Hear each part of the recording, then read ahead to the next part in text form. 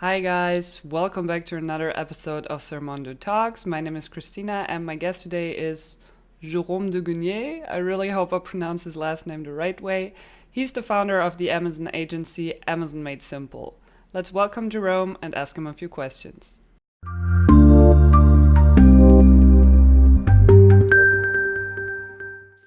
So I'm here today with Jérôme, whose last name you can see down there because I can pronounce it.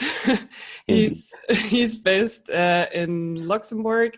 He's half British, half French, and he's the founder of Amazon Made Simple. Hi, Jérôme. Glad to have you here. Hi, nice to have you. How nice to be there and great to speak with you today. How are you today? Everything good? Very good, very good. I come back from 2 weeks of holiday and reading books and taking some sun, so I'm full of energy and Yeah, back to you work. seem relaxed. That's good. That's I am. perfect. So, can you tell me in one sentence what is Amazon Made Simple? Basically, we help brands grow quicker on Amazon globally. Uh, So it's for brands, it's to go faster than if they were doing it themselves, and it's the idea of being global. So those three ideas are which important ones. services do you provide exactly? So we've got three services. One is consulting, so it's one-to-one coaching or helping brands on explaining them and doing workshops or trainings or consulting work to help them to perform better. We've got a second service, which is account management. So we handle accounts for them totally on vendor, on seller in Europe, North America, or Japan. And the third one is I've started a group mentoring program that's for beginners on Amazon, and that's a group program. So we've got online videos, but also a Facebook group page where they can put questions, and we've got every 2 weeks calls, and the group can benefit from the questions of everybody. Awesome. How long have you been around for? So I created the company in 2013, and let's say we're focused really on the Amazon services from 2015. Do you have your own experience with selling on Amazon? Not directly. So for the company I worked for before, I was in charge of Europe and of larger accounts, and Amazon was one of our accounts. So for our brand, I was in charge of the Amazon account. Okay. How would you say, do you help me make more money on Amazon? Well, it's a process. So most of the time, it's taking a step back when we work on consulting or on account management. Is taking a step back. Is most of the time people start to run and they didn't ask themselves good questions, and they fall into operational questions very quickly. So the idea is to take a step back and say, okay, do you have the right strategy? I mean, price in terms of account, vendor, seller, in terms of pricing, in terms of different things. Did mindset of your own company? Is everything ready, or have you been? You've run without. Is the high management, the CEO, the main management in line with what you want to do on Amazon, the other distribution channels? So that's first is a strategy. Then we go into the second big block is content and conversion. Basically, is do you have the right content to perform and the right things to do? Then the third step is in terms of advertising and traffic generation. And then in the end is checking you've got the right tools in terms of operations to help you support. So it's really starting from having the right plan and then unfolding it. And my background is really in terms of distribution management and brand building. So I'm not an ex-Amazon. I know a lot of people and have worked a lot with Amazon, but I help really brands. That's why we focus on brands to unleash their potential on Amazon. What would you say is the biggest challenge in branding? In branding, the biggest challenge is to stand out of the crowd. And actually, sometimes smaller brands have got a better chance at larger brands, because sometimes the larger brands have got a lot of distribution and the content is not so good, or a lot of competing and the prices are down, so they don't have any room to invest. So actually, it's having the good slot and having your distribution in hand in control, and so that you can invest in your branding. So that's comes down to the strategy part, where you say, okay, have I got the right plan? What's my pricing with my other distributors? Are they selling on Amazon or not? And then build. I mean, Amazon is now the biggest platform in terms of people searching for products. So you need to make sure your brand is really there and looks good. So you have to have the different elements in control. So when you advise that brand should stand out, what would you say makes you stand out? Why should I choose you over another agency? There are lots of very good agencies, and what's interesting is to look what's the background of each one and what you want to achieve. You've got, I work a lot with different agencies, and one which I work often is Karina McLeod, for example, and she's an ex-Amazon, and her background and her understanding is really great around Amazon. She's been working there for a long time, so she really understands all the details about Amazon. On our side, we really work, my background is distribution. And if your brand has got distribution issues or you're selling in multiple countries, then I will have insights and experience which will help you. If your issue is really focused on Amazon, then Karina is probably a good, the best solution.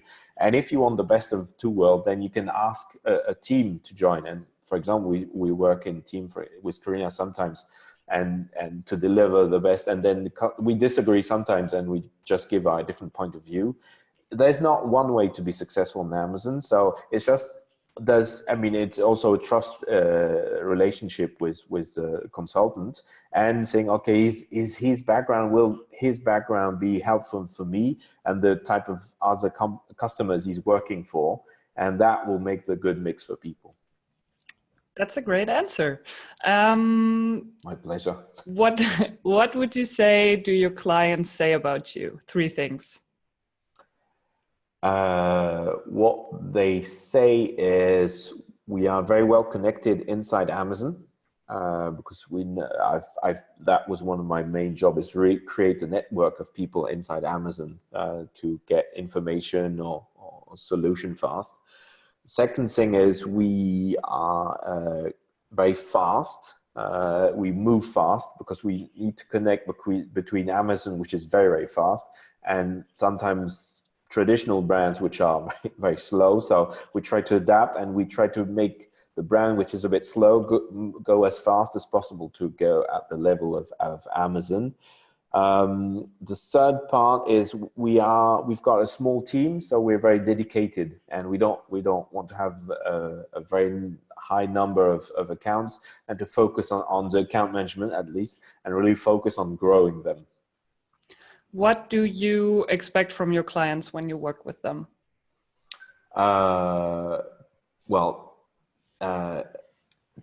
Let's say time and dedication, and at least and that's why I was talking about strategy and having many people involved. Where we weren't successful sometimes because it's only an exercise from the sales team. So the sales team say, we need to go on Amazon, but the CEO doesn't know, doesn't really want. The marketing is doing something else. The operations got other things. Or if it's only the CEO, but the rest of the team is really saying, no, we don't want. So it's really a team exercise. Amazon is a revelator. So if your pricing strategy is not good, you will straight away see the prices will go down. If your organization is not, and people are not working together, it will reveal that in no time. And then you will start a fight. And I've been there in the middle of, and you become the enemy because you're bringing a lot of work for people and say, yeah, but we've got 500% growth. You've got debit notes, and okay, well. So it's really making sure that, and sometimes I have said some accounts, no, I'm not interested. If not everybody, I'm not interested. We won't generate results if internally everybody is backing this project. And it doesn't make sense for everybody in the company. How do you solve problems with your clients? If your client is for somewhat reason not happy with your work and tells you that, how would you handle that situation? It happens, and sometimes because we agreed to something which was nearly impossible to do. For example, we had a brand ask us to do a test over 3 months over one product. and see how we were generating result in a complicated category. And you can't do, if you do advertise only on one product, it's very difficult. You need a larger array of products to test things out.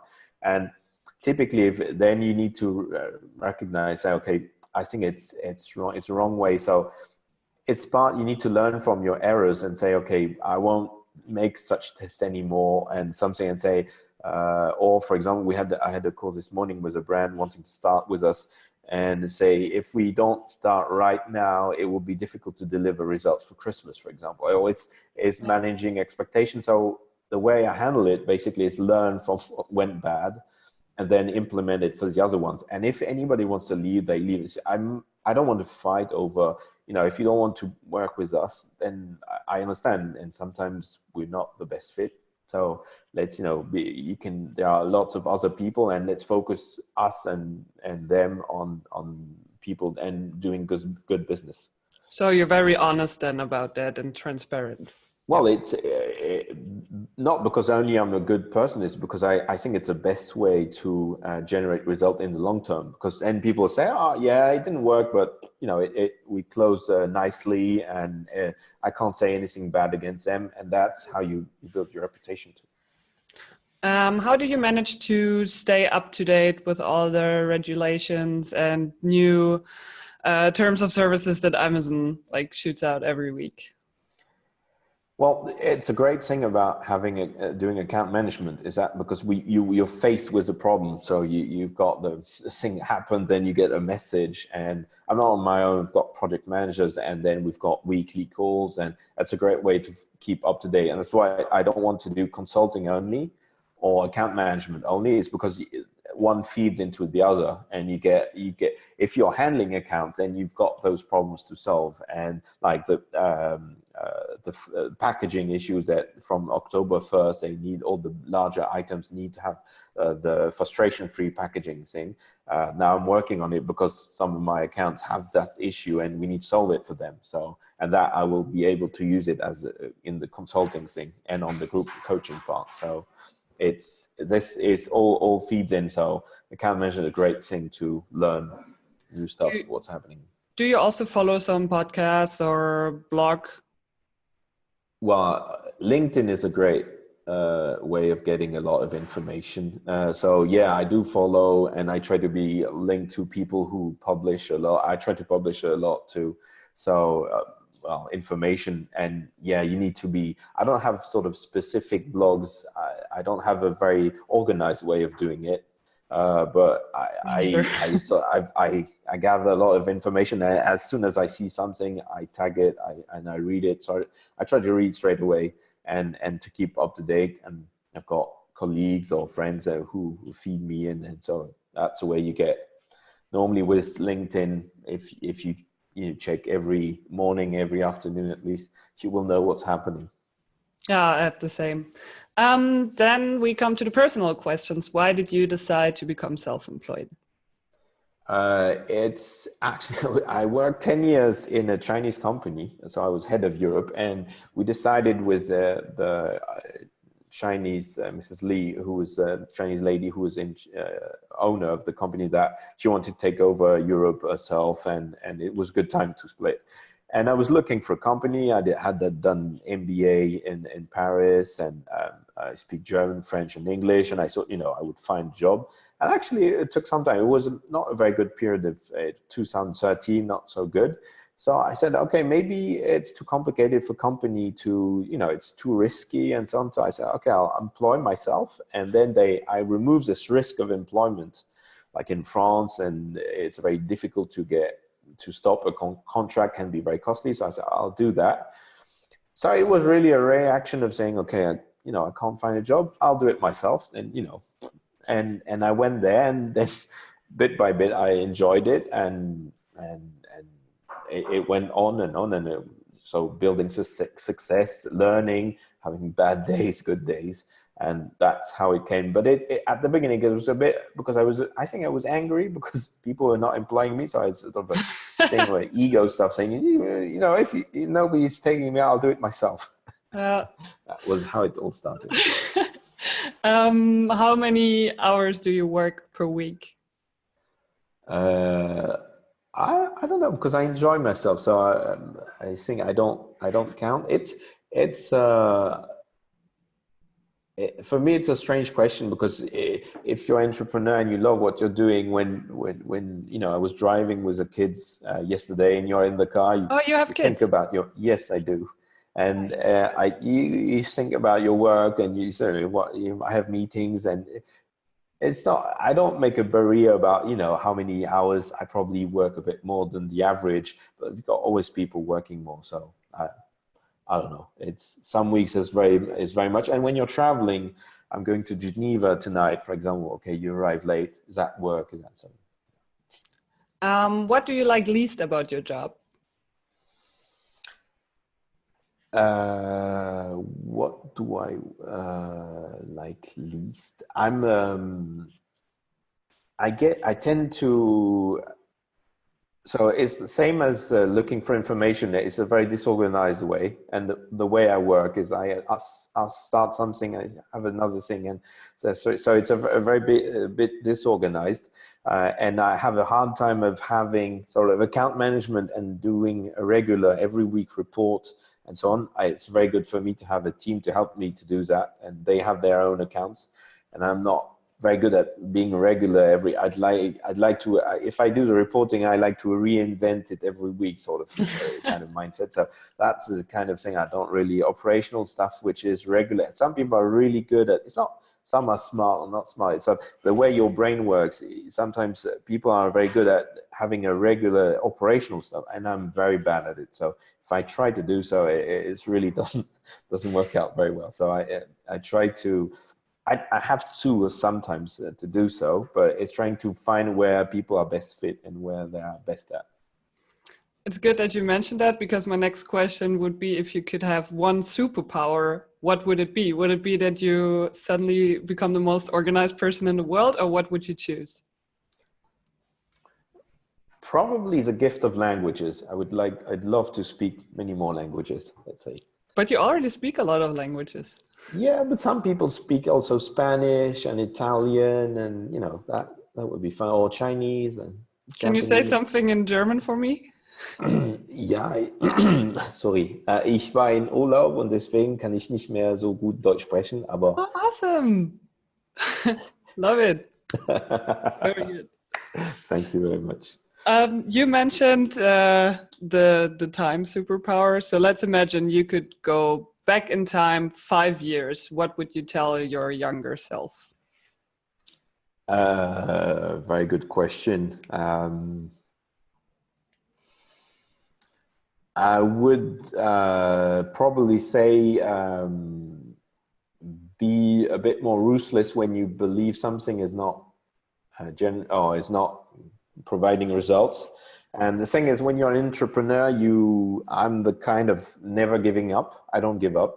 That's my personality. It's neither good or bad. It's just, and sometimes it can be really bad because you just say, and actually it's good to not give up generally, but on some project you should, Yeah. you're losing time and money. And that's where probably I made some mistakes of not giving up earlier.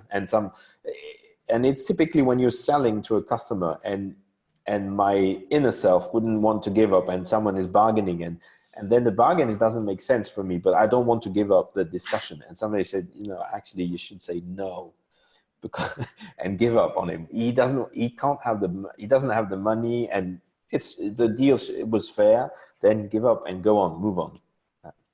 Okay. Then we come to my favorite question. If you could hire any famous person in the world to work for you, who would it be and why? Who could that be? I don't know why. One thing came to mind. I don't know why it's Barack Obama because I love the mix of being cool, being very smart, and not making a lot about it, and I feel very inspired by smart people who bring ideas and who don't are not too self-important and are team players and don't rub on your face that they are smarter than you. So it would be certainly anybody smarter than me. That's not difficult to find, and you know, and having this charisma also, and learning from them. That's a good answer. Also, he has a lot of reach, so if he would work for your company, probably everyone would know about it. True. All right. Then my last question would be, can you name 3 tips that you would give to any Amazon seller out there?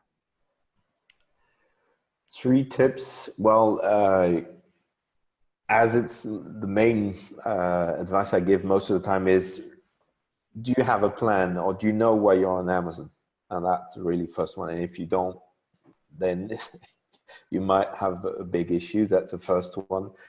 The second one is, I think outsourcing is a great thing, and try to think in your process what's really part of your value chain, what's really not so important, which you could put aside.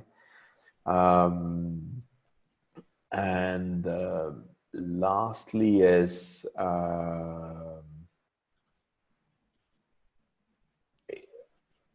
so it depends if you're a seller or a vendor, but a lot of, on the vendor side, at least, a lot of people sometimes complain that, you know, Amazon has got like this plan and wants to do this, and most of the time it's a communication issue. So understanding how Amazon communicates and how you need to talk to them and how they think is a great way to stop a lot of issues. So I would, if you have a big issue with Amazon and you think they're trying to force you to do this or that, it's probably a communication issue. So you could ask for some help or research for it, but probably it's just the way you're communicating, the way you're giving information, and probably you're trying to have a power play, which is often the case with retailers, which doesn't work the same way with Amazon.